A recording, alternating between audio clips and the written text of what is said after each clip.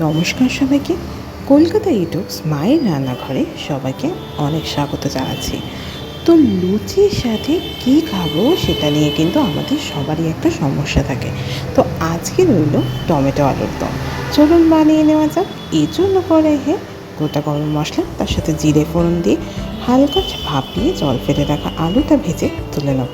এবার দিয়ে দেবো টমেটো কুচি, নুন দিয়ে ঢাকনা চাপা দিয়ে রেখে দেবো। ঢাকনা তুলে যদি আমরা দেখি সেদ্ধ হয়ে গেছে, তাহলে নাড়াচাড়া করে জিরে, হলুদ, লঙ্কা গুঁড়ো দিয়ে ভালো করে টমেটোটাকে কুক করে নেব। কয়েকটা চেরা কাঁচা লঙ্কা দিয়ে ভালো করে নাড়াচাড়া করে নেব। এবার দিয়ে দেবো সেদ্ধ করে রাখা আলু, ভালো করে কষিয়ে নেব।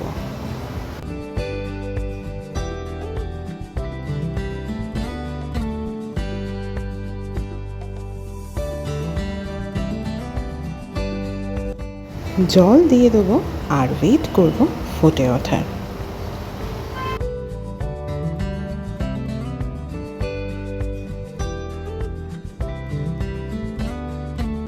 ধনেপাতা কুচি আর কাঁচা লঙ্কা কুচি ছড়িয়ে নামিয়ে নিলেই রেডি।